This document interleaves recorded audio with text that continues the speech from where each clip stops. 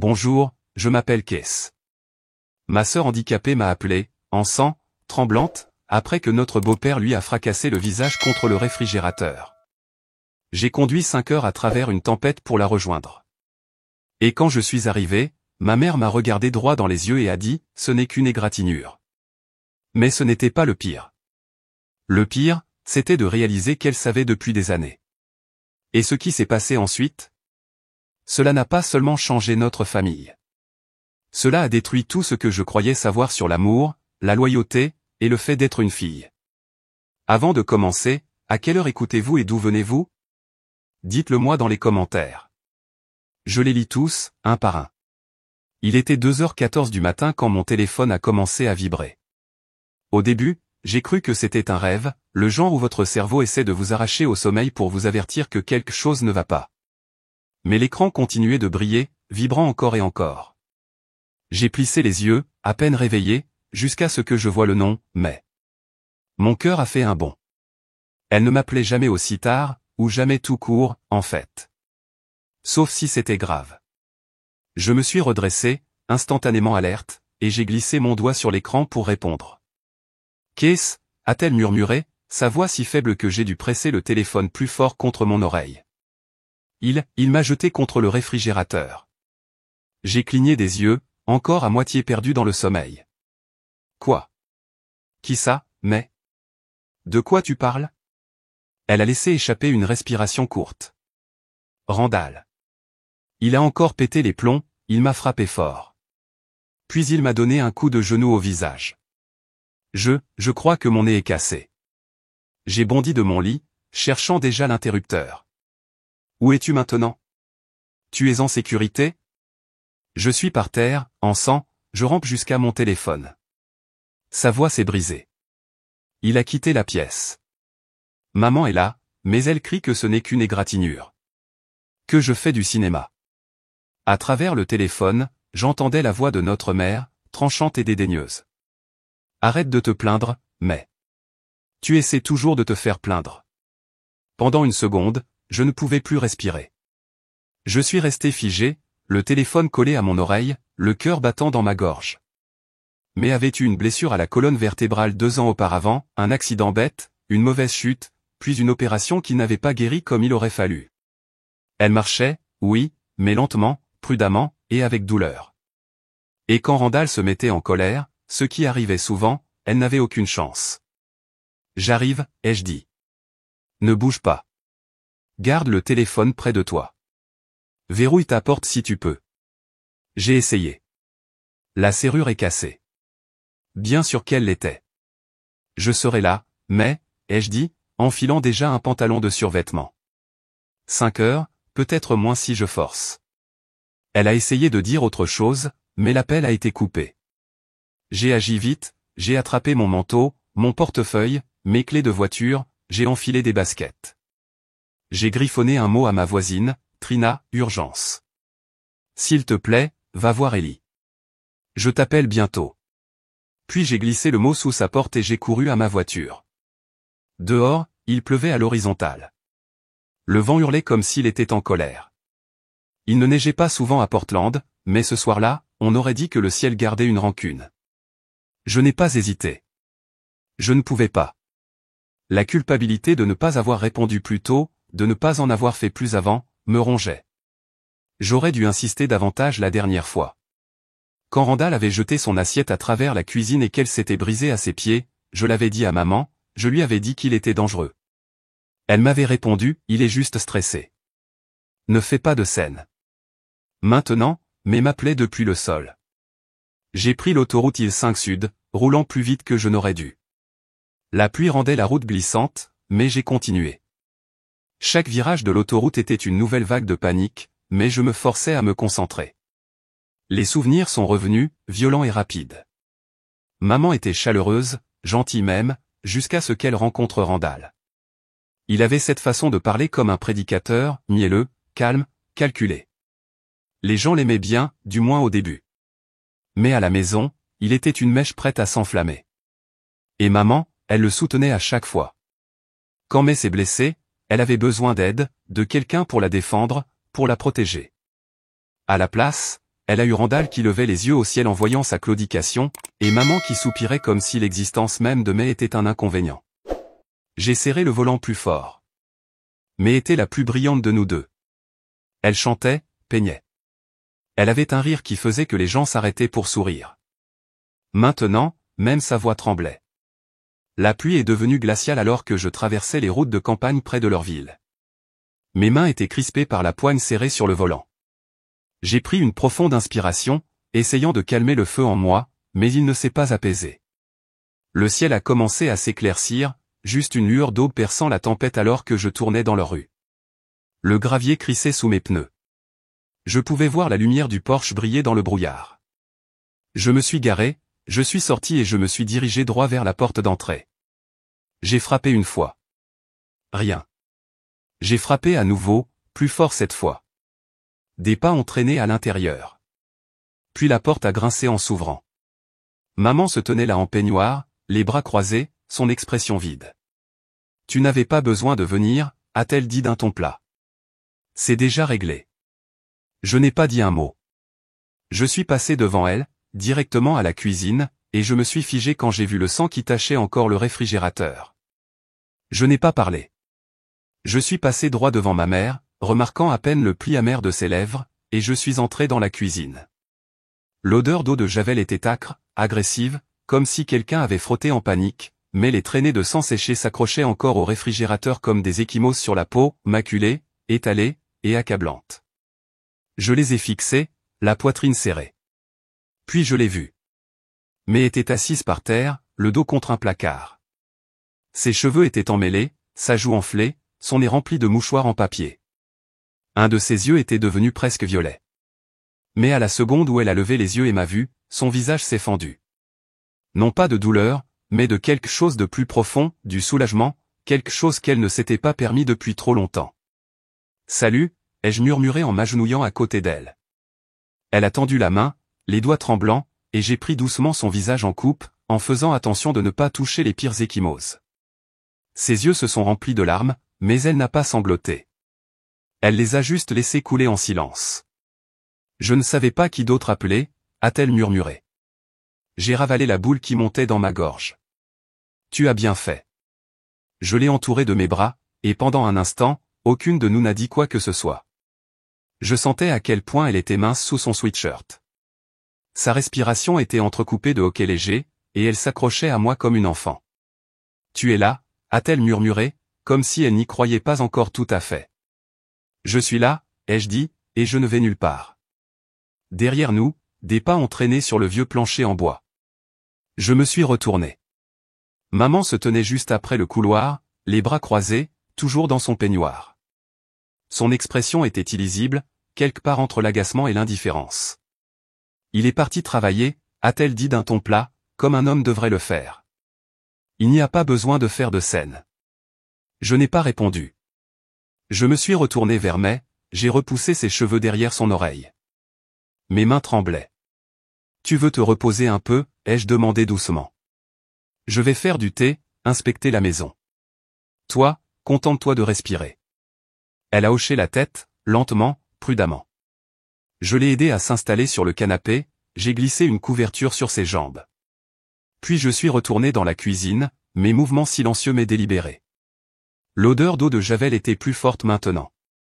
J'ai ouvert les fenêtres. Quelque chose me rongeait. Quelque chose de plus que la colère, plus que la culpabilité impuissante que je ressentais toujours dans cette maison. Quelque chose n'allait pas. En faisant bouillir l'eau pour le thé, j'ai ouvert le tiroir à côté du réfrigérateur, à la recherche d'une cuillère. C'est là que je l'ai vu, un dossier glissé sous un tas de factures impayées et de reçus. Il n'était pas étiqueté, juste une chemise cartonnée ordinaire. Mais dès que je l'ai sorti, j'ai su. À l'intérieur, il y avait des photographies, des dizaines, datées. Légendées d'une écriture griffonnée, avril, ecchymose sur le côté gauche des côtes. Août, décoloration du poignet. Certaines montraient son dos marqué d'ombre d'un bleu profond.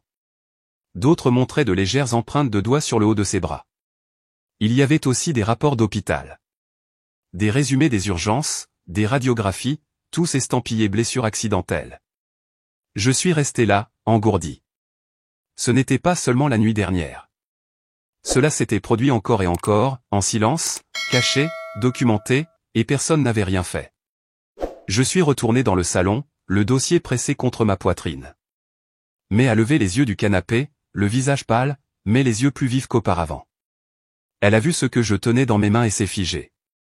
Je ne fouinais pas, ai-je dit doucement. C'était juste là. Elle a détourné le regard. C'est moi qui les ai gardés, a-t-elle murmuré après un long silence. Au cas où j'aurais un jour besoin de le prouver. Au cas où quelqu'un me croirait. Je me suis assise à côté d'elle.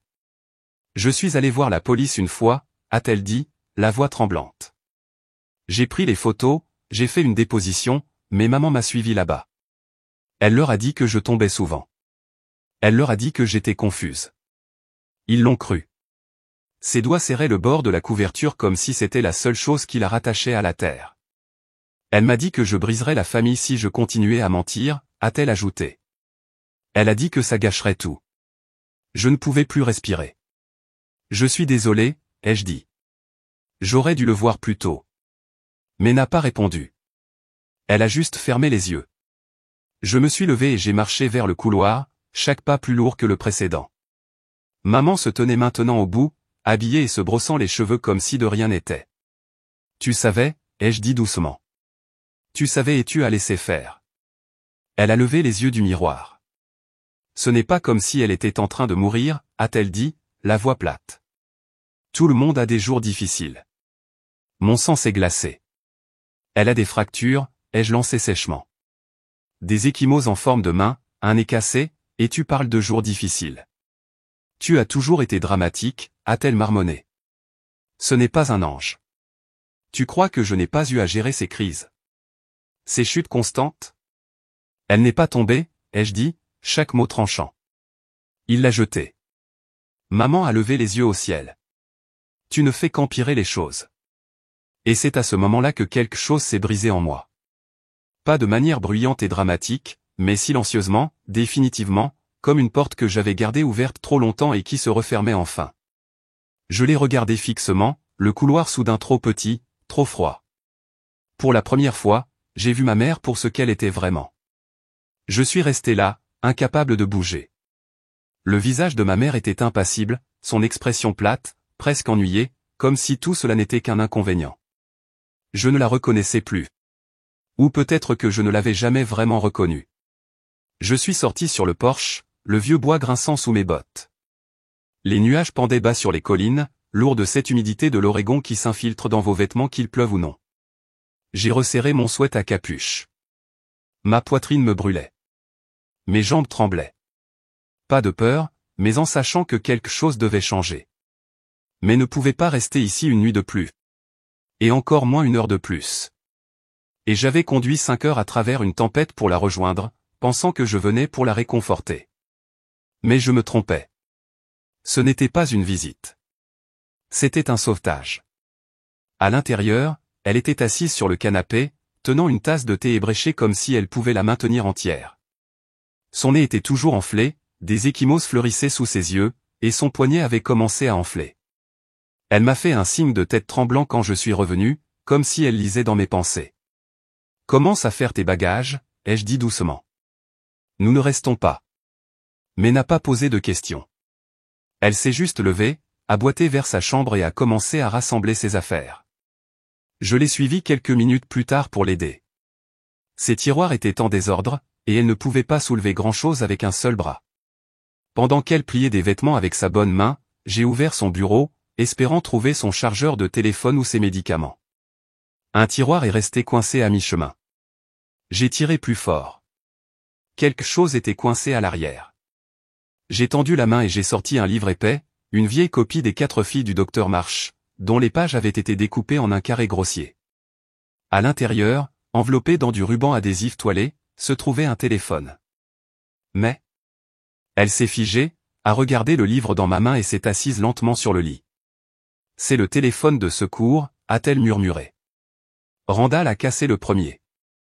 Il a dit que les filles comme moi ne devraient pas envoyer de SMS à des inconnus. Elle a baissé les yeux, ses doigts traçant le bord de la couverture. Je l'ai acheté avec l'argent de mon anniversaire que j'avais caché à maman, juste au cas où quelque chose arriverait à nouveau. Je voulais crier, mais je ne pouvais pas me le permettre. Pas maintenant. Au lieu de cela, j'ai fourré le téléphone dans ma poche et j'ai continué. Nous prendrons ce que nous pouvons porter. Tu vas venir vivre avec moi pour de bon. Sa lèvre a tremblé, mais elle a hoché la tête. Je suis allé à la cuisine pour prendre ses médicaments, et quelque chose m'a fait m'arrêter près du comptoir. Je me suis souvenu avoir ouvert un petit compte d'épargne pour elle l'année dernière. Elle n'y avait pas touché, avait-elle dit. Elle disait qu'elle ne savait pas comment faire. J'ai sorti mon téléphone et je me suis connecté. Mes mains sont devenues froides. Chaque mois, comme une horloge, ses allocations d'invalidité avaient été déposées et encaissées. Pas retirées, encaissées. Je me suis tourné vers May, qui m'avait suivi en silence. As-tu utilisé ce compte? Elle a secoué la tête. C'est maman qui s'en occupe. J'ai cligné des yeux. Elle s'occupe de quoi? Elle a dit aux gens des services sociaux qu'elle m'aidait. Elle a dit qu'on ne pouvait pas me faire confiance avec ce genre d'argent. Elle a dit que c'était plus sûr comme ça. Elle m'en donne un peu parfois si je le demande gentiment. J'ai regardé l'écran. Des milliers de dollars envolés. Pendant tout ce temps, May portait les mêmes chaussures depuis le lycée et rationnait l'ibuprofène. Je n'ai même pas pris la peine de respirer avant de foncer dans le salon.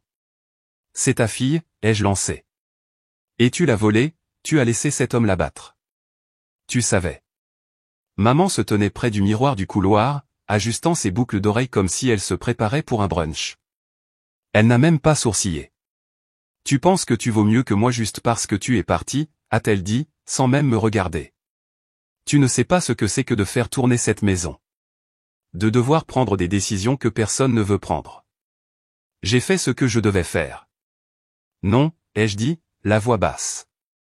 Tu as fait ce qui était le plus facile, et tu l'as laissé payer le prix. Elle s'est tournée pour me faire face. N'ose pas entrer dans ma maison et me juger. Tu es parti. Tu t'es enfui pour ta petite vie et tu nous as laissé nous débrouiller avec le désordre. Avant que je puisse répondre, la porte d'entrée s'est ouverte violemment. Randall. Il est entré, secouant la pluie de sa veste en flanelle, et s'est arrêté net quand il m'a vu. Ses yeux se sont plissés. Qu'est-ce que c'est que ça? Mais s'est recroquevillé derrière moi. J'ai fait un pas en avant. Nous partons. Ne dis pas un mot. Ne la touche pas, contente-toi de bouger. Sa mâchoire s'est crispée. Tu crois que tu peux débarquer ici et l'emmener? Ce n'est pas un meuble. C'est une personne. Tu ne l'emmèneras pas, a-t-il dit d'un ton plat. Je l'ai déjà fait. Nous nous sommes regardés fixement pendant ce qui a semblé une éternité. Mes mains tremblaient, mais je n'ai pas reculé. Je n'ai pas cligné des yeux. Il a fait un pas vers moi, et pendant une seconde, j'ai cru qu'il allait essayer quelque chose, mais ensuite il arrive à un rire bas, amer et s'est détourné. Très bien, a-t-il marmonné.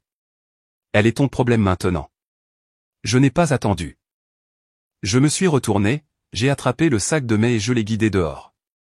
La bruine s'était transformée en quelque chose de plus constant maintenant, plus de brume que de pluie, mais encore assez humide pour que je tire sa capuche sur sa tête. Maman se tenait sur le porche, les bras croisés, les lèvres pincées en une ligne serrée. Elle n'a pas dit un mot, n'a pas demandé où nous allions, ne nous a pas arrêtés. Elle a juste regardé. J'ai aidé May à monter sur le siège passager, en ajustant la ceinture de sécurité pour qu'elle n'appuie pas sur ses côtes meurtries. Elle a appuyé sa tête contre la vitre froide, son souffle embuant la vitre. J'ai démarré le moteur. Il a grondé pour s'animer. Alors que le gravier crissait sous les pneus et que la vieille allée disparaissait derrière nous, j'ai murmuré dans le silence épais de la voiture, plus pour moi-même que pour elle, nous avons besoin d'aide. Mais je ne sais pas à qui nous pouvons faire confiance. La route s'étendait à l'infini devant nous, un ruban terne d'asphalte humide serpentant à travers la campagne de l'Oregon. Je gardais les deux mains fermement sur le volant. Ma respiration n'était toujours pas revenue à la normale depuis notre départ. Les arbres défilaient en traînées grises et vertes, et la pluie tapotait doucement sur le pare-brise. Mais n'avait pas dit un mot depuis que nous étions partis, jusqu'à maintenant. Qu'est-ce? Sa voix était un murmure, rauque et faible. J'ai jeté un regard sur le côté. Elle était recroquevillée contre la fenêtre, sa manche remontée, du sang séché encore incrusté sous son nez. Elle ressemblait à nouveau à une enfant, à la petite fille qui se glissait dans mon lit pendant les orages. J'ai réfléchi, a-t-elle murmuré. On pourrait aller chez grand-père. J'ai cligné des yeux. Grand-père? Elle a hoché la tête, lentement, plongeant la main dans son sac à dos pour en sortir un livre de poche usé, quelque chose que je reconnaissais à peine de notre étagère commune des années auparavant. Elle l'a ouvert doucement, et d'entre les pages a glissé une enveloppe jaune pâle. Le papier s'était ramolli avec l'âge et la manipulation. Il m'écrivait, a-t-elle dit. Juste tous les quelques mois. Je n'ai rien dit.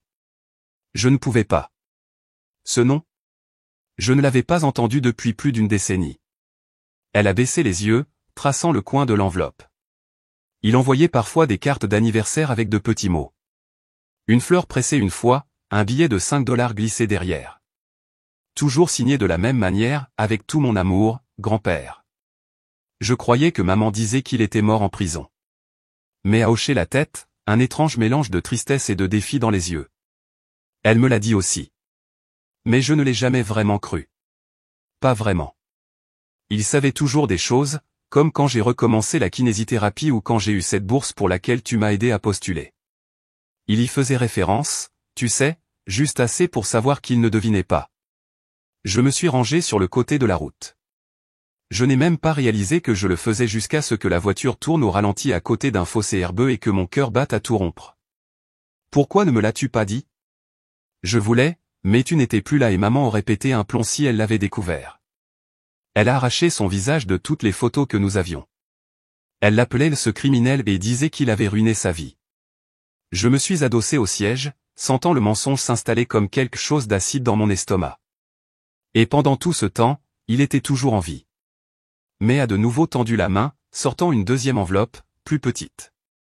Celle-ci date d'il y a quelques mois. J'ai gardé l'adresse de l'expéditeur. Elle me l'a tendue, et j'ai regardé fixement les petites lettres majuscules. Eugène, Oregon. À moins d'1 heure de l'endroit où nous nous trouvions. J'ai tapé l'adresse dans mon téléphone. Le signal était faible, mais l'itinéraire est apparu. 42 minutes, principalement des routes de campagne. Il n'était pas un fantôme du passé. Il était réel. Il était proche. Nous n'avons pas beaucoup parlé après ça. Je suis revenu sur la route, la pluie maintenant plus douce, brumisant le pare-brise. Mes pensées ne se calmaient pas. Je revoyais tout en boucle, la voix froide de maman, le ricanement de Randall, le visage brisé de May. Plus j'assemblais les pièces, plus je voyais à quel point la pourriture était profonde. Nous avions cru maman parce que nous en avions besoin. C'est ce que font les enfants. On fait confiance à ses parents comme s'ils étaient des dieux jusqu'au jour où ils ne sont plus que des gens et parfois, pas des gens bien. La route s'est rétrécie alors que nous tournions sur un chemin de gravier bordé de grands sapins. Une faible lumière filtrait à travers les branches, projetant de longues ombres tremblantes sur le capot. J'ai ralenti alors qu'une petite cabane usée par le temps apparaissait, en retrait de la route, entourée de bois de chauffage empilés et de fougères envahissantes. Je me suis garé juste devant. Mais était silencieuse, agrippant cette même enveloppe. Ses doigts tremblaient légèrement. J'ai pris sa main. Avant même que je puisse frapper, la lumière du porche s'est allumée. La porte a grincé en s'ouvrant. Un homme est apparu, plus âgé, les tempes grisonnantes, mais grand, droit. Ses vêtements étaient usés mais propres. Son visage, ridé par le temps, nous a regardés avec un mélange de choc et de quelque chose qui ressemblait presque à de la peur. Son regard s'est posé sur May. Il s'est figé. Tu lui ressembles tellement, a-t-il dit, la voix tremblante. Les yeux de ta grand-mère. May a eu les larmes aux yeux. J'ai gardé tes lettres, a-t-elle dit doucement. L'homme a reculé, toujours abasourdi, et a ouvert la porte plus grand. Entrez. Nous sommes entrés lentement. La chaleur nous a d'abord frappés. Une chaleur douce et constante provenant d'un poêle à bois dans le coin. L'odeur de bouillon remplissait le petit espace, et une couverture usée était pliée sur un fauteuil à bascule à proximité. C'était comme entrer dans un autre monde, un monde épargné par tout le venin que nous avions laissé derrière nous. Il n'a pas posé de questions tout de suite. Il a fait du thé à la place. Il a posé des bols de soupe sur la table sans faire d'histoire. Pas de grand discours, juste une présence. Une présence calme et stable. Après avoir mangé, je me suis penché en avant, rompant enfin le silence. Nous n'avons nulle part où aller. Pas ce soir. Vous n'avez pas besoin de vous expliquer, a-t-il dit doucement. Vous êtes en sécurité ici. C'était une phrase si simple, mais son poids. Je n'ai même pas réalisé que je pleurais avant de sentir le sel au coin de mes lèvres. J'ai jeté un coup d'œil à May. Elle le regardait, le visage ouvert, vulnérable, plein d'espoir. Elle lui faisait confiance. Une partie d'elle l'avait toujours fait. Mais moi, quelque chose me retenait encore. Quelque chose dans mes tripes.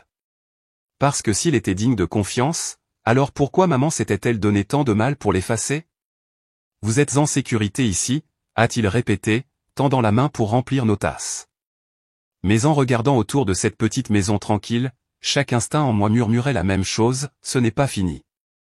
Loin de là. Nous n'avons pas beaucoup dormi cette nuit-là. La tempête dehors était passée, mais quelque chose d'autre, de plus froid, pressait encore contre les fenêtres. Je suis resté éveillé sur le canapé, écoutant les vieux murs de bois craquer alors que le vent se calmait. Mais c'était blotti sous une couverture près de la cheminée, sa respiration courte et irrégulière. J'ai regardé les flammes vaciller pendant un long moment avant de sortir à nouveau mon téléphone. Le message vocal. J'ai appuyé sur lecture pour la 4e fois. La voix de ma mère est sortie comme une menace silencieuse enveloppée de soie. Elle est encore mineure, Kees. Tu te mêles de ceux qui ne te regardent pas. Ne l'oublie pas, pas de cris. Pas de panique. Juste un contrôle froid. C'est ce qui me terrifiait le plus. De l'autre côté de la pièce, May a bougé. Est-ce qu'ils vont venir ici, a-t-elle demandé, sa voix à peine plus haute qu'un murmure. Elle n'avait pas besoin de dire qui était-il. Je ne les laisserai pas s'approcher de toi, ai-je dit, forçant les mots à paraître plus forts que ce que je ressentais.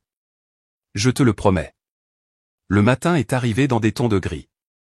La brume flottait sur les arbres comme un voile, et l'air sentait le pain humide et la fumée. Grand-père a préparé du café à l'ancienne, une cafetière à percolation sur le poêle. L'odeur a rempli la cabane, réconfortante et familière d'une manière à laquelle je ne m'attendais pas. Nous nous sommes assises à la table de la cuisine, le bois cabossé et usé, et j'ai finalement demandé ce qui me taraudait depuis la veille. Pourquoi maman a-t-elle coupé les ponts avec toi? Grand-père a pris une longue gorgée. Ses mains étaient rudes, usées par des années de travail, mais elle ne tremblait pas, elle a falsifié des chèques, a-t-il dit simplement. Des chèques de l'hospice. Ils étaient censés couvrir les soins de ta grand-mère vers la fin. Je l'ai surprise, je l'ai signalé. La chose suivante que j'ai su, c'est qu'elle était partie avec vous deux. Elle a changé de numéro, changé tout. J'ai cligné des yeux. Je pensais que grand-mère était décédée en paix, qu'elle s'était juste éteinte. Elle est morte effrayée, a-t-il dit doucement. Seule. Ta mère a vidé le compte et a disparu avant même que les dernières factures n'arrivent. Le poids de ces mots s'est installé comme un brouillard dans ma poitrine. Aucun déni ne pouvait plus amortir la vérité. J'ai regardé May. Son visage était pâle, les lèvres serrées. Elle a attrapé le sucre et a accidentellement fait tomber sa cuillère de la table. Alors qu'elle claquait contre le sol, elle s'est accroupie pour la ramasser, mais s'est arrêtée. Il y a un espace, a-t-elle murmuré, pointant vers le coin sous le banc. Je me suis accroupi à côté d'elle. Une des lattes du plancher était lâche. Grand-père a froncé les sourcils. C'est étrange. Ensemble, nous l'avons soulevée. De la poussière s'est élevée. Sous la planche se trouvait une boîte en fer blanc enveloppée dans une serviette délavée. À l'intérieur, de vieux polaroïdes, un paquet de lettres, et une enveloppe jaunie marquée dernière volonté et testament. Mon souffle s'est coupé. Le papier à l'intérieur était cassant, mais l'encre tenait encore. Daté d'il y a 12 ans. J'ai parcouru les lignes, le cœur battant. En cas de mon décès, tous les biens, actifs et avoirs seront divisés à parts égales entre mes petites filles, Kees et May. Mon nom. Son nom. Par écrit. J'ai levé les yeux vers grand-père. Ses yeux étaient écarquillés. J'avais oublié que j'avais caché ça, a-t-il dit, presque pour lui-même. À l'époque, je voulais vous protéger, vous aussi. Votre mère n'a jamais été censée recevoir un centime. J'ai pris des photos de chaque page, de chaque signature, mes mains plus stables que je ne l'aurais cru. S'ils essaient de la reprendre, ai-je dit, ma voix tremblant de colère, cela ira directement au tribunal. Grand-père a hoché brièvement la tête. Tu as la force de ta grand-mère. Elle aurait aimé ça.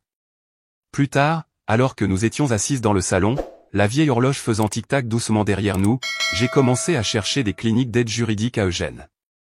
J'ai tapé avec détermination, chaque clic manquant dans quelque chose de réel.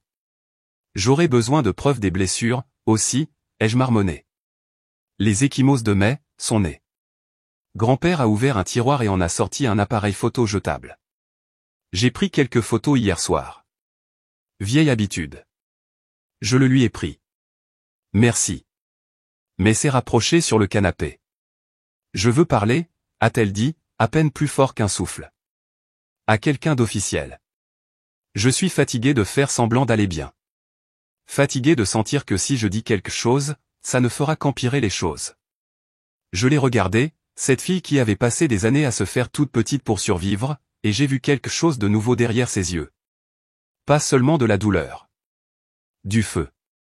Avant que je puisse répondre, mon téléphone a vibré. Numéro inconnu. J'ai hésité, puis j'ai répondu. Une voix basse, profonde et rauque. Nous savons où vous êtes. Vous avez jusqu'au coucher du soleil. La ligne est devenue silencieuse. J'ai regardé l'écran, puis la porte de la cabane, qui semblait soudain beaucoup trop mince. Nous devons partir, ai-je dit en me levant si vite que les pieds de la chaise ont gratté le sol. Maintenant. Grand-père n'a pas discuté. Il a attrapé ses clés. Mais serrait l'appareil photo contre sa poitrine comme un bouclier. J'ai attrapé le testament, les lettres, et la seule chose qui comptait plus que les preuves, ma sœur. Nous n'avons pas fait de bagages. Nous n'avons pas parlé. Nous avons tout laissé derrière nous. Nous avons juste attrapé l'appareil photo, le testament, et la fille qui refusait d'être brisée. Nous n'avons pas attendu. J'ai jeté le sac par-dessus mon épaule, j'ai glissé le vieux testament dans la poche de mon manteau et j'ai gardé l'appareil photo près de moi. Mais serré ma main comme si elle avait encore 6 ans. Grand-père se tenait sur le porche, les lèvres pincées en une ligne serrée, me tendant les clés du camion.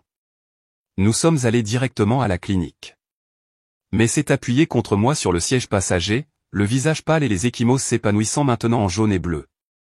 Elle n'avait pas dit grand-chose depuis l'appel téléphonique, se contentant de reposer sa tête contre la vitre froide, regardant les arbres défiler. Ses yeux étaient vitreux, mais elle n'avait pas pleuré. À l'intérieur de la salle d'attente, tout sentait l'eau de javel et le café rassis. Les murs étaient couverts d'affiches délavées sur les vaccins contre la grippe et les maux de dos. Je l'ai enregistré, j'ai donné sa carte d'identité et la mienne, et on nous a dit d'attendre. L'infirmière l'a appelé en moins de 10 minutes. Je voulais l'accompagner, Mémé a juste murmuré, « Je peux le faire ». Je suis restée assise. L'appareil photo reposait sur mes genoux. Je gardais une main autour, serrée, comme si c'était une bouée de sauvetage. À travers la vitre derrière le comptoir, j'ai vu grand-père toujours dans le camion, le moteur tournant pour le chauffage. Sa silhouette était légèrement penchée en arrière, les bras croisés. Je savais que tout cela était trop pour lui, mais il était venu quand même. Cela signifiait quelque chose. J'ai regardé la trotteuse de l'horloge jusqu'à ce que je sente quelqu'un entrer dans la pièce. Des bottes lourdes, des pas lents, intentionnels. J'ai levé les yeux. L'homme qui se tenait devant moi mesurait environ 1,80 m, bâti comme un ancien joueur de ligne qui s'était empâté avec le temps, une moustache grise, un uniforme, un badge de shérif sur la poitrine. « Vous êtes Case ?» a-t-il demandé, sa voix douce comme s'il discutait autour d'une tarte et d'un café. J'ai hoché la tête. « Je suis le shérif Wallace. »« Ça vous dérange si on parle une seconde ?» Son ton était léger, presque amical, mais je sentais quelque chose en dessous. Cette fausse note que les gens jouent quand ils font trop semblant. Il ne s'est pas assis, c'est juste tenu un peu trop près. « Je connais votre beau-père. Hank et moi, on se connaît depuis longtemps. L'époque du thé-ball, vous savez. » Je l'ai regardé droit dans les yeux. Il ne s'agit pas de baseball. Son sourire a tressailli. Je voulais juste voir de quoi il retournait. Votre mère nous a appelés tôt ce matin. Elle est inquiète. Elle a dit que vous aviez peut-être, emmené mais sans son consentement. Elle a appelé pour ça? J'ai croisé les bras. Pas pour le nez cassé, les ecchymoses, le fait que May a rampé jusqu'à son téléphone pour m'appeler parce qu'elle avait peur qu'il la tue. Ses yeux n'ont pas scié. Écoutez, ma petite, je comprends. Les familles se disputent, et parfois les enfants disent des choses qui semblent pires qu'elles ne le sont. Peut-être qu'elle s'est blessée en trébuchant sur quelque chose et qu'elle ne voulait pas être punie. Je veux dire, elle est encore techniquement mineure, n'est-ce pas? Je me suis levé. Elle a 17 ans, et cette gamine se trouve être terrifiée à l'idée de retourner là-bas. Il a haussé les épaules. Je dis juste ça comme ça. Faire des vagues pourrait attirer l'attention des services de protection de l'enfance. Si ça se transforme en une affaire de garde, ils ne laissent pas toujours les enfants avec leurs frères et sœurs. Elle pourrait finir en famille d'accueil. Et vous ne voulez pas ça. J'ai senti quelque chose de froid monter dans ma poitrine. Ce n'était pas de la peur. C'était de la clarté. Cet homme n'était pas là pour aider. Il était là pour calmer les choses, pour faire disparaître cette affaire. Est-ce un avertissement, ai-je demandé. Il m'a jeté un long regard exercé. Je dis que c'est compliqué. La porte des salles d'examen s'est ouverte. Mais se tenait là, serrant son manteau autour de sa silhouette mince, le nez toujours rouge mais nettoyé. Elle devait avoir entendu les derniers mots. Son visage s'est crispé, la mâchoire serrée. Je n'invente rien, a-t-elle dit, sa voix basse mais stable. C'est lui qui l'a fait. Il l'a déjà fait avant. Wallace s'est tourné. Ma chérie, personne ne dit que tu mens. Quand j'avais 11 ans, l'a interrompu mais, il m'a cassé le bras. Maman a dit que si je le disais à quelqu'un, on m'emmènerait et je ne la reverrais plus jamais. La pièce s'est figée. Même la réceptionniste a cessé de faire semblant de taper. Le shérif l'a regardé, puis m'a regardé. Son sourire avait disparu maintenant. Juste le silence. Une infirmière est sortie derrière May, d'âge moyen, blonde, avec des yeux fatigués et un bon instinct. Elle a posé doucement sa main sur l'épaule de May. « Shérif Wallace », a-t-elle dit fermement. « En tant que personne tenue par la loi de signaler ces cas, je dois vous demander de reculer. C'est un établissement médical, et elle vient de révéler des abus antérieurs. » Il n'a rien dit au début, puis a fait un signe de tête bref. « Je vais prendre note », a-t-il marmonné en se tournant pour partir. Quand la porte s'est refermée derrière lui, May s'est appuyée contre l'infirmière. « Je suis désolé », a-t-elle murmuré. « Vous n'avez aucune raison d'être désolé », a répondu doucement l'infirmière. « Vous avez fait ce qu'il fallait. » J'ai fait un pas en avant et j'ai touché la main de May. « Tu as été courageuse. » Ses doigts ont serré les miens. Je suis fatigué d'avoir peur. Nous avons remercié l'infirmière, obtenu un compte-rendu de ses blessures et sommes retournés dehors. Le ciel était couvert maintenant, et la lumière avait cette étrange teinte grise qui donnait l'impression que tout était en hiver, même quand il ne neigeait pas. Grand-père attendait toujours, tapotant le volant avec des doigts lents. De retour dans le camion, j'ai sorti mon téléphone et j'ai appelé une ligne d'aide juridique que j'avais mise en favori la nuit dernière. Ma voix était claire maintenant. Pas de tremblement, pas d'hésitation. Oui, bonjour, ai-je commencé. Ma sœur a été agressée. Nous avons des photos, des documents médicaux et un vieux testament qui confirment notre statut d'héritière. Son agresseur est connu dans cette ville, même des forces de l'ordre. J'ai besoin de quelqu'un qui n'a pas peur de se battre pour ça. La femme à l'autre bout du fil a posé quelques questions. J'ai répondu à chacune avec un calme que je ne savais pas que j'avais encore. À côté de moi, May a expiré lentement, blotti en boule sous sa veste. Je suis fier de toi, ai-je murmuré. Elle n'a rien dit, mais pour la première fois de la journée, elle a souri, juste un peu. Nous sommes arrivés dans l'allée de la maison de grand-père juste avant le coucher du soleil. J'ai aidé May à entrer, puis j'ai posé l'appareil photo jetable et le testament sur la table de la cuisine. J'allais scanner et télécharger des copies en guise de sauvegarde. Grand-père a allumé la radio doucement, quelque chose de bas et crépitant, du vieux blues flottant dans le salon pendant que May s'endormait sur le canapé sous deux couvertures. J'ai vérifié les fenêtres, verrouillé les portes. Tout semblait calme jusqu'à ce que le fracas retentisse. Une vitre a volé en éclats dans la pièce depuis la fenêtre près de la porte d'entrée. Une pierre a atterri sur le sol, enveloppée dans du papier. J'ai couru, le cœur battant. Le mot était griffonné au marqueur noir épais, « Laisse tomber ». La pierre avait atterri à quelques centimètres de la tête de May. Maintenant, elle reposait sur la table de ma cuisine à côté d'une flaque de glace fondue et de verre. Je tenais le mot. L'encre était détrempée, maculée, mais toujours lisible. Tu crois que tu as gagné?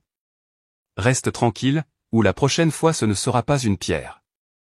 Mon pouce a frôlé le coin où le papier avait été serré autour de la pierre. Mais c'était de nouveau endormi, mais sa respiration était courte, irrégulière.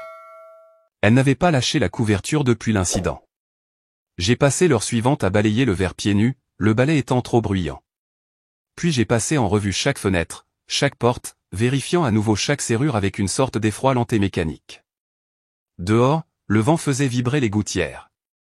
À l'intérieur, il faisait plus froid qu'il n'aurait dû. À l'aube, j'ai laissé un mot pour grand-père et j'ai glissé les preuves dans un sac Ziploc. Mais était blotti sur le canapé sous ma vieille couverture. Je ne voulais pas la réveiller. Grand-père s'était endormi dans le fauteuil. Il était têtu, mais j'étais reconnaissante qu'il ait insisté pour rester. Cette fille n'a pas besoin de voir d'autres hommes qui s'en vont, avait-il marmonné la nuit précédente, dépliant la couverture sur ses genoux comme s'il s'installait pour la guerre. Le bureau du shérif était calme. Pas le même que celui que nous avions visité auparavant. C'était le bâtiment du centre-ville. J'ai demandé à parler à l'officier de service, pas à Wallace. Le shérif adjoint qui est sorti était plus jeune, alerte, avec des yeux qui ne fuyaient pas le regard. Son badge indiquait Ruiz. Il a jeté un coup d'œil à la pierre et au mot et a dit « Vous avez bien fait d'apporter ça. Pas de ma petite, pas de souvenir de tes balles. » Il a demandé à le garder pour une analyse médico-légale. Je le lui ai remis et je suis parti avec sa carte de visite. Une voix calme dans ma tête murmurait « Ne fais pas encore confiance, mais accepte l'aide qu'on t'offre. » Quand je suis rentré à la maison, mais était à table avec grand-père, picorant un bol de flocons d'avoine comme s'il pouvait se défendre. Son visage était enflé mais ne saignait plus. Les ecchymoses avaient commencé à virer au violet bleu sous la peau. Grand-père sirotait son café en silence, un œil toujours rivé sur la fenêtre. Ce soir-là, l'appel est arrivé. Mademoiselle Case, ici le shérif adjoint Ruiz. Nous avons analysé le mot.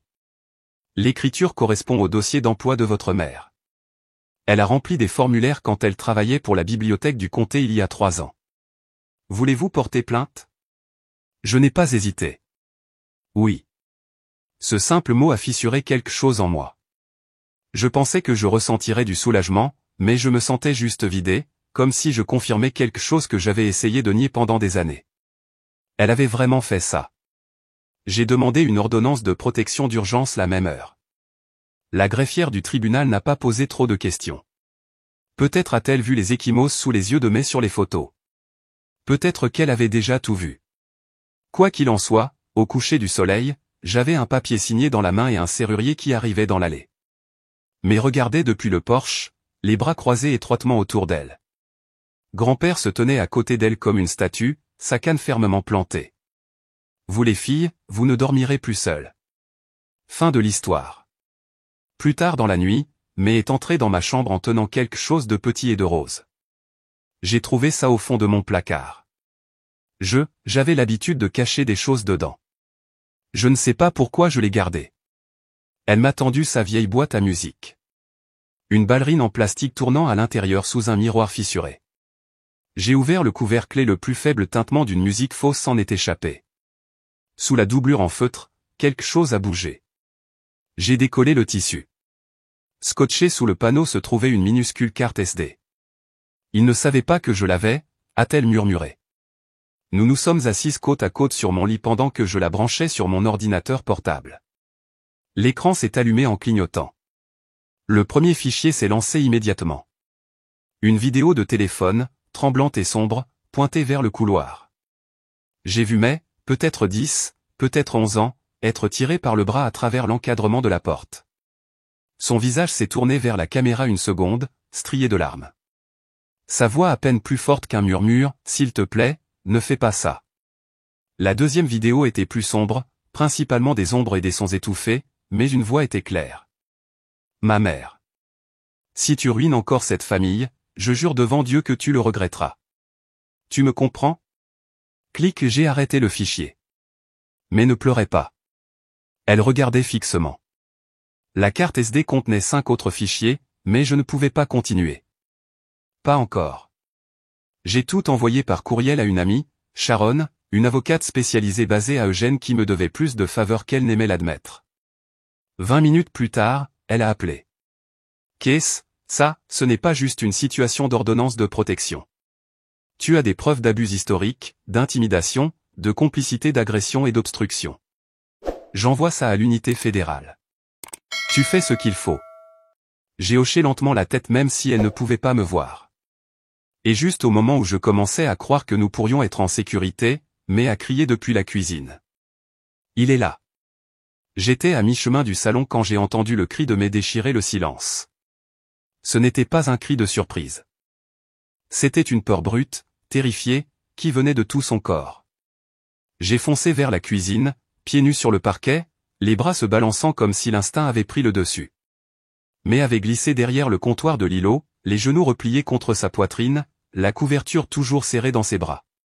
Sa respiration était saccadée. Une main tremblante pointait vers la fenêtre latérale. Il était juste là, en train de me regarder.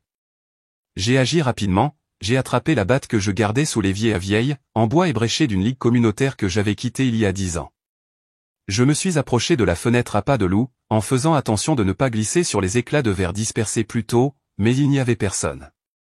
Ce qu'il y avait, c'était des empreintes de bottes boueuses juste devant la porte arrière, claires comme le jour. J'ai verrouillé tous les verrous, fermé tous les rideaux, vérifié à nouveau le loquet arrière, et pourtant, May tremblait encore. Ses lèvres, fendues par des blessures antérieures, s'étaient rouvertes. Je n'ai rien dit, je me suis juste assise à côté d'elle et je l'ai tenue jusqu'à ce que sa respiration ralentisse à nouveau. Il a fallu plus de 40 minutes au shérif pour arriver. Quand il s'est finalement garé, il n'a même pas pris la peine d'allumer ses gyrophares, il s'est juste dirigé vers le porche comme s'il se rendait au barbecue d'un voisin. Wallace a penché la tête. Les ratons laveurs deviennent audacieux à cette période de l'année. Peut-être qu'elle a vu une ombre. Je lui ai montré les empreintes. Je lui ai montré la pierre. J'ai même ouvert mon ordinateur portable et sorti les fichiers vidéo que nous avions trouvés plus tôt, des images de May traînées dans un couloir, sa voix suppliant hors champ. Wallace n'a pas pris une seule note. Vous ne voulez pas surréagir, Case, a-t-il dit en tirant sur les boutons de sa veste. Vous allez faire plus peur à la fille qu'elle ne l'est déjà. Avez-vous seulement regardé les images? J'ai jeté un coup d'œil, a-t-il marmonné. Ça ressemble à une dispute domestique. Je l'ai regardé sortir comme s'il venait de rejeter des preuves réelles. Mon estomac s'est noué. Quelque chose chez lui semblait complice. 1 heure plus tard, mon téléphone a vibré avec un numéro que je ne connaissais pas. Le message disait simplement, c'est le shérif adjoint Ryan. Appelez-moi. Utilisez ce numéro. Officieusement. Je suis sorti, je me suis tenu à côté du vieux cabanon derrière la maison, et j'ai passé l'appel. Il a répondu à la première sonnerie. Vous n'imaginiez pas, a-t-il dit.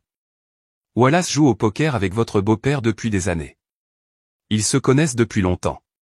Ma mâchoire s'est crispée. C'est donc pour ça qu'il n'a même pas voulu rédiger de rapport. C'est pour ça, a dit Ryan. Mais j'ai quand même consulté les archives. Vous devez entendre quelque chose. Il a proposé de se rencontrer près du lac, juste à la sortie de la route de Comté 11. Assez loin pour être discret. Assez proche pour que je puisse laisser May dormir sous la surveillance de grand-père. J'y suis allé en voiture juste avant minuit, les phares éteints jusqu'au dernier virage. Ryan était assis sur le haillon de son camion, tendant une paire d'écouteurs filaires et un téléphone. Un vieil appel au 911 pour une plainte de violence domestique chez votre mère il y a 3 ans. Il n'a jamais été suivi. J'ai pris les écouteurs, je les ai mis. Au début, c'était du grésillement. Puis la voix d'une femme sanglotant, des bruits de pas. Puis, tiens-la juste immobile, a crié une voix d'homme en arrière-plan. Puis un bruit sourd et d'autres pleurs. Ryan a mis le clip en pause. Vous reconnaissez la voix? Non, mais May l'a reconnue. Elle était assise sur le siège avant de ma voiture. Je l'avais emmenée parce qu'elle avait supplié de ne pas être laissée seule. Sa main s'est tendue, a doucement touché mon bras. C'est Jacob, a-t-elle dit. Mon frère. Mon estomac s'est retourné. Ryan n'a pas dit un mot. Il n'en avait pas besoin. Il m'enfermait dans le garage, a murmuré May. Quand maman allait faire les courses. Il disait que j'étais trop bruyante. Une fois, j'ai crié si longtemps que je me suis évanoui. Quand maman est rentrée, il a dit que j'étais encore tombé. J'ai fermé les yeux, me mordant l'intérieur de la joue si fort que j'ai senti le goût du sang. Je savais que Jacob était froid. Il n'était jamais du genre à prendre de ses nouvelles, jamais du genre à l'aider à se relever quand elle tombait. Mais je n'avais jamais imaginé. Cette nuit-là, je n'ai pas pu dormir. Je suis restée assise dans le salon à regarder les ombres vaciller sur les murs, rejouant l'enregistrement encore et encore dans ma tête. Une voix en qui j'avais confiance, aidant un homme à blesser ma sœur, l'aidant à la faire taire. Le matin, Ryan a envoyé un autre message. J'ai trouvé autre chose. Vous devez l'entendre. Cette fois, il ne m'a pas rencontré en personne. Il a envoyé un fichier audio via un lien sécurisé. Ça commençait par une voix de femme. Familière. Contrôlée. Dites simplement que les blessures proviennent d'une chute. Nous n'avons pas besoin d'un autre procès. Puis la voix d'une autre femme, plus basse, incertaine. Mais elle a dit qu'il l'avait frappée. Ce n'est pas ce qui s'est passé, a sèchement répliqué la première voix. Et si elle dit le contraire, elle ruinera à nouveau cette famille. J'ai reconnu la voix instantanément. C'était ma mère. Ryan a ajouté une note. Visite à la clinique il y a 2 ans. Enregistrement soumis par un informateur qui a entendu la conversation. Son partenaire, votre beau-père, a déposé une demande d'indemnisation d'assurance de 380 000 $ pour des blessures au dos suite à cet incident. Et d'un seul coup, la dernière pièce s'est mise en place, les mensonges, la minimisation, le silence. Ma mère ne l'avait pas seulement pardonné. Elle l'avait protégé encore et encore parce que tout leur château de cartes était construit sur la tromperie. Parce que si May avait été prise au sérieux, l'argent de l'assurance aurait pu disparaître. Les poursuites judiciaires auraient été rouvertes. L'image de la famille brisée. J'ai regardé mon téléphone jusqu'à ce que l'écran s'assombrisse. Mais dormait encore quand je suis revenu. Blotti sur le canapé avec la même couverture, sa joue reposant sur son coude. Une petite égratignure sur sa lèvre là où elle s'était mordue pendant la panique plus tôt. Elle avait l'air si jeune comme ça, si fragile, mais pas brisée. Elle avait survécu à plus que je ne l'avais jamais su, et elle était toujours là. J'ai écarté une mèche de cheveux de son front et j'ai murmuré, je te promets que ça se termine maintenant. Et juste au moment où je pensais que la trahison était terminée, la date du procès est arrivée, et elle l'a amené avec un avocat. L'air du matin était encore vif quand j'ai poussé le fauteuil roulant de May sur la rampe du palais de justice.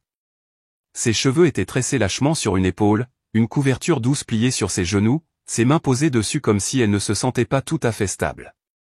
Je lui avais apporté un simple cardigan, le bleu avec des rouges-gorges brodés qu'elle aimait toujours, mais elle ne l'a pas mis. Je pense qu'elle voulait qu'il voie les ecchymoses qui fleurissaient encore sous ses manches. Elle ne l'a jamais dit à voix haute, mais j'ai vu la détermination dans sa mâchoire. De l'autre côté de l'allée dans la salle d'audience, ma mère était assise à côté de lui et l'homme qui avait fracassé le nez de May et l'avait laissé recroqueviller dans son sang sur le sol de la cuisine. Son costume était trop grand, comme s'il essayait de paraître important, mais cela ne faisait que le rendre plus petit en quelque sorte. Maman s'est penchée pour lui murmurer quelque chose. Puis elle a ri. Elle a vraiment ri. L'huissier a appelé la séance à l'ordre. Mon pouls battait dans mon cou alors que je m'asseyais à côté de May, ma main toujours sur le dos de son fauteuil roulant. Je la sentais trembler. Elle ne voulait pas de pitié. Elle voulait la justice, et je lui devais bien ça. L'avocat de la défense, cheveux gominés, trop de parfum, s'est levé le premier. Votre honneur, a-t-il commencé doucement. Cette affaire est basée sur l'émotion, pas sur les faits. Mon client, Monsieur Weston, est un homme aux moyens modestes qui a accueilli une enfant qui n'était pas la sienne.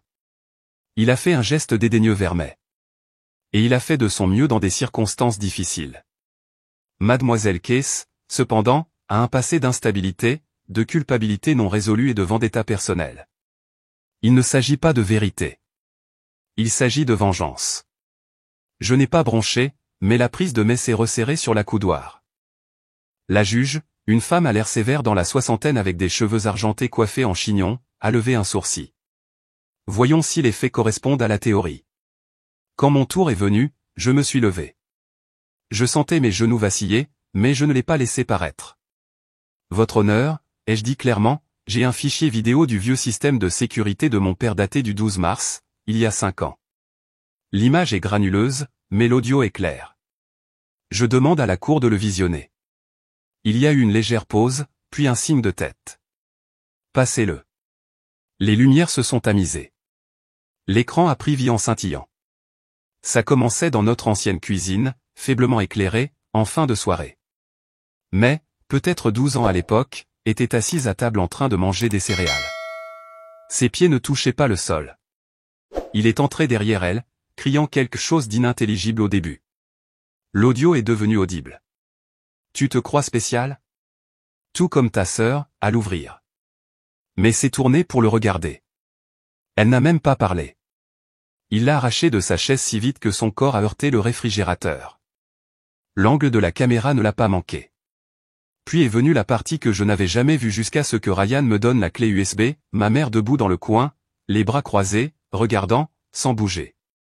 La pièce est devenue si silencieuse qu'on pouvait entendre quelqu'un respirer 3 rangs plus loin. Il lui a donné un coup de genou dans le ventre, fort. Elle s'est pliée en deux, a rampé. Puis l'écran est devenu noir. Les lumières se sont rallumées. Le jury semblait stupéfait. L'un d'eux a essuyé des larmes. Même le visage de l'avocat de la défense avait perdu de sa confiance. Il s'est penché pour murmurer à ma mère, qui regardait droit devant elle, la mâchoire serrée. La juge a ajusté ses lunettes lentement. Y a-t-il une explication pour ces images, Madame Weston? Ma mère n'a pas répondu. Ensuite, une infirmière de la clinique locale a pris la barre. Elle me semblait familière, elle avait soigné mais une fois pour une entorse au poignet. Sa voix était stable mais tendue. J'ai signalé 3 blessures distinctes sur le dossier médical de mai entre 2018 et 2020. Chaque fois, les rapports ont été rétractés par sa mère.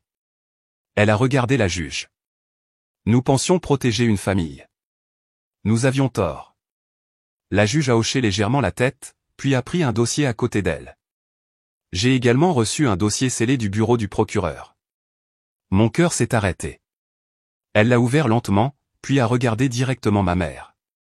Angela Weston, vous êtes par la présente accusée d'obstruction à la justice, de parjure et d'association de malfaiteurs en vue d'une fraude à l'assurance. L'air a quitté mes poumons. 2 officiers se sont approchés. Le visage de ma mère s'est tordu, non pas de confusion, mais de colère. C'est une erreur, a-t-elle aboyé. J'ai fait ce que je devais faire. Vous croyez que c'est facile d'élever une enfant handicapée? Vous croyez que j'avais le choix? Elle s'est levée, les yeux brillants, la voix tranchante comme une lame.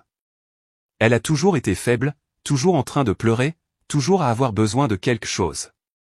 Et qu'est-ce, toujours en train de me juger. Vous ne savez pas ce que c'est que de maintenir cette famille unie. La juge n'a pas bronché. Madame, vous n'êtes plus à l'ordre. Maman a continué à crier pendant qu'il l'escortait dehors, mais je n'entendais plus les mots. Mais n'a pas pleuré. Elle n'a pas parlé. Elle l'a juste regardé partir, le visage illisible. Il était bien plus de 15 heures quand nous sommes rentrés à la maison. L'air était devenu chaud avec une douce brise agitant les arbres.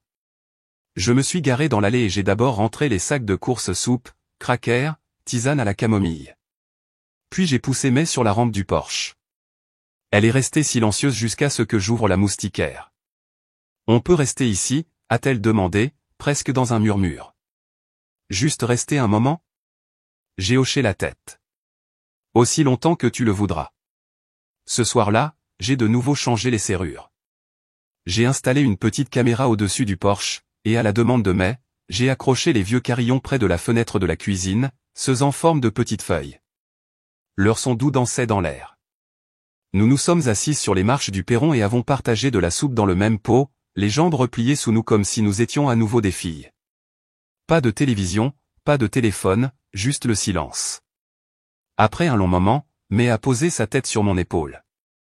Tu m'as cru quand personne d'autre ne le faisait, a-t-elle murmuré. Je n'ai rien dit. J'ai juste serré sa main. Avez-vous déjà défendu quelqu'un quand le prix à payer était de tout perdre? Le feriez-vous encore?